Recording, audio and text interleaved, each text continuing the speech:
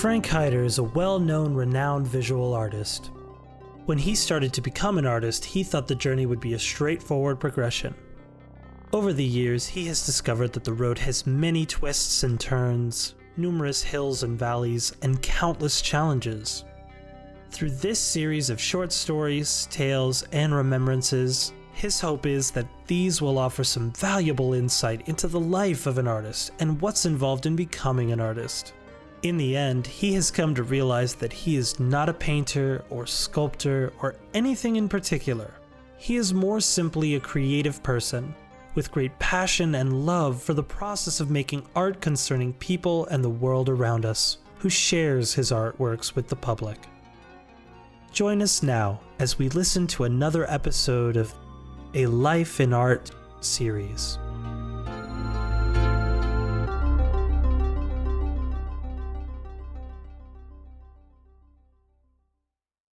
In the course of any artist's life, there are every once in a while somebody who steps into your life that has a great impact on the rest of your life.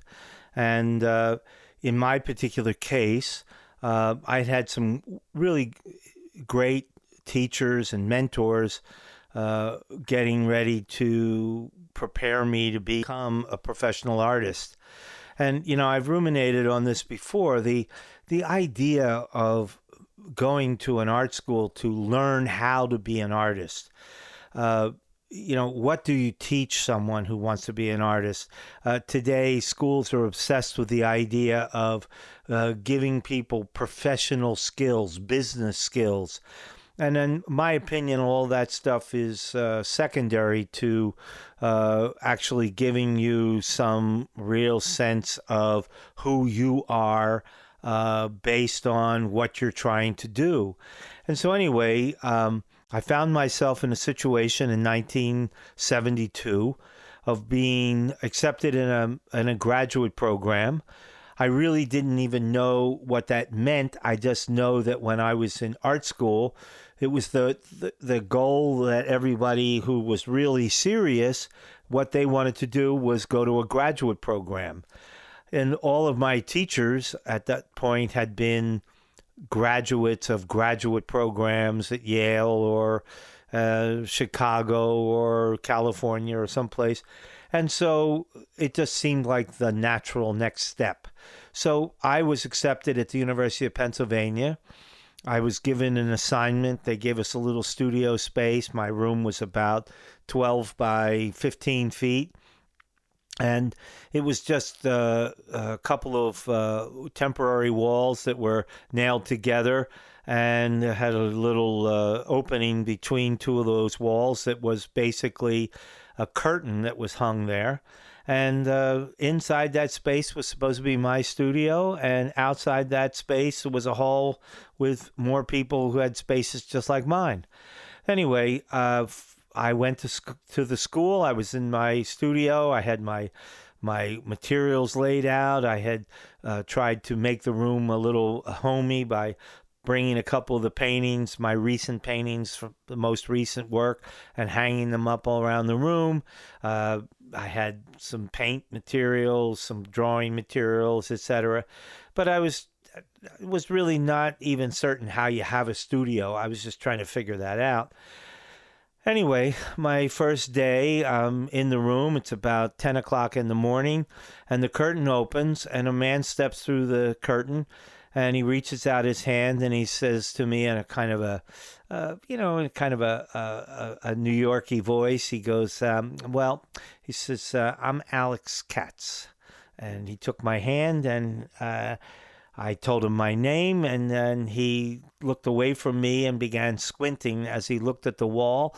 And he said to me, "Is this your work?" And I said, "Yes, it is." And then he moved in closely and he looked at each and every painting. And then about the fourth painting he was standing in front of, he turns his head towards me and he says, "Are you always so sloppy?" And I looked at him, and he moved on to the next picture and the next picture after that. And finally he said, "Well, do you have any drawings?" And I said, yeah, I do. And I reached down and I pulled up a drawing portfolio and I laid it on the table, and he opened it in front of me and he turned the page, and then he stopped and he said, well, there's hope. And I said, hope? He said, yeah, it looks like you can draw, but he said, the paintings are terrible and we'll have to work on that. Now, that was my first introduction to a man who I had heard of before, and who at the time was getting to be well known, but today is internationally renowned, and has just finished having an entire Guggenheim Museum exhibition of his work. So this is a guy that you want to listen to, who really actually knows something. Anyway, he went around the room and pointed to each and every painting and pointed out the things to me that he thought were either sloppy, underthought about, not considered. And it made me incredibly aware of the fact that everything mattered in a painting, everything. And so after he left the room, I stood there staring at my wall, staring at these works, looked over at the drawing portfolio, and I was wondering what was I going to do, and just sort of standing, and as I was standing, the next thing I know, the curtain opened, and in stepped Neil Welliver. Now, Neil Welliver was a much smaller figure in terms of his stature, physical size, but a giant personality. And he stared at me and stared at the work on the wall, and he said, has Alex been in? And I said, yes, he was here a little while ago. And he said, well, what did he have to say? So my response to him was, well, Alex looked at the paintings and he said they were pretty sloppy. And then I said he pointed out this area over here, and he didn't like the way this worked over here. And I went around the room. So as he listened to me, listened to what I was pointing out, and he said, well, I completely agree with absolutely everything he said. And he said, you have your work cut out for you. And with that, he walked out of the room. I stood there. Now I had just had 2 daunting appraisals of my worth by 2 really well-known and well-respected New York painters. And I walked out of the room and stepped down the hallway, and I opened the door to the big hall. As I stepped out, there was at the Furness building in Philadelphia, there was a big staircase that wound from the first floor all the way to the 6th floor, big iron staircase. And I saw my friend Peter Loftus, who was the artist who had introduced me to the French easel box a few years earlier. He was a year ahead of me in the graduate program, and he was sitting there looking rather forlorn. And I walked over and I said, Peter, how are you? You don't look too well. And he said, oh, I'm okay. He said, I just had a really tough crit. And I said, what do you mean? He said, well, Neil Welliver had come in and completely hated all of my paintings. I said, the paintings that I saw in your studio this morning? He said, yeah. I said, I thought they looked pretty good. I was pretty impressed with them. And he said, well, I slashed all 22 of them. They're all gone now. I said, you did what? And he said, yeah. I after what he said to me, he said, I thought about it and I realized he was right, and I hadn't been very decisive. I hadn't done the right thing, and I wanted to do better. So I said, the best thing I could do is get rid of all of these. So anyway, that was my first day in graduate school. And the introduction was that people take things seriously here, and I better really focus. So my strategy was to go back to my little studio. I looked for a canvas. I got a canvas, and I said, well, I'm going to think about what he told me, and I'm going to start working. So I started working, and every day I came in, and I worked all day, and I painted on paintings. And so the next time I saw him, which was 2 weeks later, he came into the studio, and I had 14 new paintings that I had made since I had seen him. And I had them up on the wall, and he walked in, he looked at the paintings for a few seconds, and he turned and he looked at me, he says, well, I learned that you listen, and they are better than they were. He said, they're not right yet, but we're making headway. And then he proceeded to point out each area where I had missed getting the relationships just right. The color wasn't just right. I had handled the brushwork not to the best design. I looked hesitant in an area. I should have anticipated a different kind of a color, and I didn't, etc. But he left me with more thoughts that I could work on. So as the weeks went on, each week he would come in, I'd have more work, new paintings, bigger paintings, getting more ambitious and getting better and better at the things that he had raised up in my work. And so now, by the pretty much the second month of the program, he was coming into my studio and being really very, very decisive and very helpful. And so in this particular morning, he comes in, and I had a painting that was underway but not quite finished. And he looked at it and he said, look, this whole area is just not handled correctly. And he was indicating how I had painted the blouse on this figure. And he said, it's just you don't understand how to do this. And he said, I want you to scrape all of that completely off, get a clean palette, and then lay out the colors, and I'll be back in 20 minutes. So I scraped it all down, and I laid out fresh color, and I had the brushes there. And he walked into the studio, and he looked at what I had set up, and he walked over to the canvas, and he started to play with the paint and mix it on the palette. And as he was about to put the brush on the canvas, I asked him a question. And he said, now look, you watch, don't talk, say nothing, watch and learn and be attentive. So I stood there as he then proceeded to mix, and I watched how he did it. I watched how he handled the brush. I watched how he laid on the paint. I watched how he moved his arm and his hand.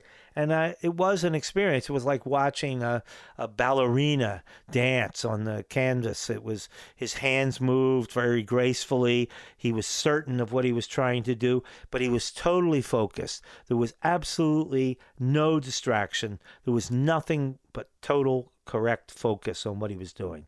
So he put the brush down when he was done, and he just turned around and he said, that'll do. And he walked out of the room. Now, I still have the painting because I saw it as a kind of a break. For me, it was a moment where I was really getting something. Anyway, my relationship with Alex, I really look forward to seeing him. But, you know, he was not the kind of guy who ever was, friendly or warm. He was business, always very strictly about the painting. And he could talk endlessly about a subtle color or how a brushstroke didn't seem to work against another brushstroke. And he was really focused on how the painting was made. But he really didn't care much beyond that for having any conversation of anything at all. But casually, one day, I was standing there and a couple of other students where we were all sort of standing together. And for some reason, somebody said something about money and artists and et cetera. And Alex said, you know, any artist that I know that has any money, it's because they bought a piece of real estate in a bad neighborhood in the city that turned around and they made profit off of the real estate that they had purchased. And I put that thought in my head, and I said that I had never heard that before, and that was something that I wanted to remember.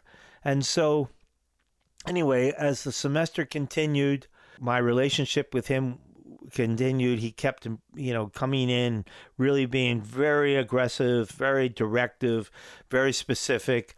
And at the same time, Neil Welliver was a regular visitor, and he got more and more and more involved in what I was doing. And I would arrive at the school at 8 o'clock in the morning, and he was already in my studio sitting in front of the paintings, eagerly waiting to talk to me. And he would just start off with a list of comments and questions. He would move over animatedly and point to the painting and say, you didn't get it here. You're just so close, but you got to, this should be over here, just a quarter of an inch more, and you'd have it right. And he was being so intense and so involved that I really felt like I was getting a level of attention and training that was really going to prepare me for something. I couldn't quite figure out what all that was going to be. And then as the semester moved on, at a certain point, we got towards the end of the semester, and Neil came in and was talking to me about my work, and he said, now the semester's about to end, so you'll have a break, and I'll see you back in January, and we'll pick up where we left off. And I said, well, Neil, I think I may have to take the next semester off because I don't have enough money to pay the tuition.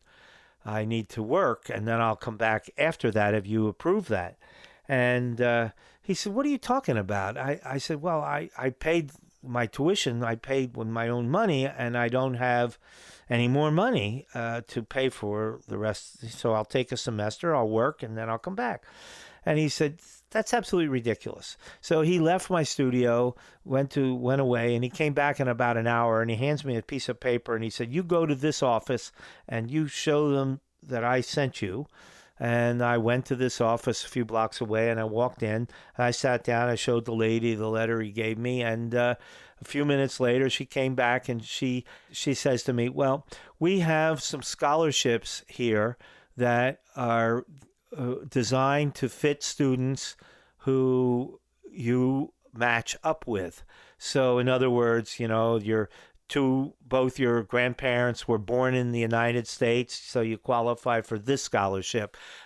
You live in either Pennsylvania, New Jersey, or New York, so you qualify for this scholarship. So they had a list of these things, and the next thing I know, my whole tuition was being paid for by these scholarships, and I did, and then they said, and then Mr. Welliver wants you to have this assistantship, so you're going to get paid a stipend of $2,000 a semester for being a teaching assistant for this class in the architecture school. So I left the building with like this sense of suddenly I didn't have to worry so much about my finances. This was going to be taken care of. So then it came back to my memory, the thing that Alex had said about being able to buy a space in a part of the city.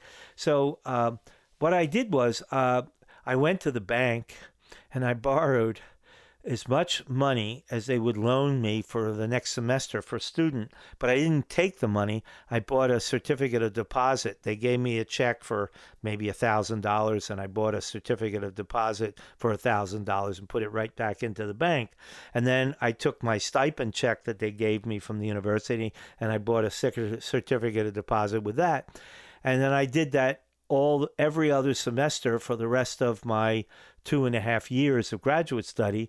So I eventually had amassed somewhere in the area of $8,000 in this bank account, which I had calculated that when I got out of school and I started to pay my student loans off, that money would be making as much interest off of that invested money, and that would make my monthly loan payments, which were not going to be that large, but it was make a contribution. And that would give me what I would call a nest egg that I could use to eventually buy a space to be my studio. And so, sometimes an artist can teach you how to make a painting, but they can also teach you how to get a clue about how to become an artist who continues to work and figure out a way to do that. So anyway, that experience had sort of got me started. And when I went to New York after graduate school, I continued to save my money and eventually had enough money to buy myself my first studio space, which really made it possible for me to make paintings for the rest of my adult life with a space to work in. And I really kind of trace all of that back to that first day when that sort of New York chagrin came into my studio and pointed out that I really didn't know half as much as I thought I knew, and that I had a lot to learn. And I let him know right away that I was willing to be taught.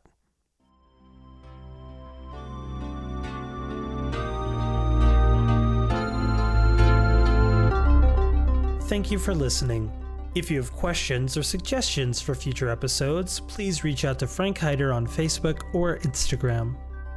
We hope to see you at one of the next a Life in Art episodes.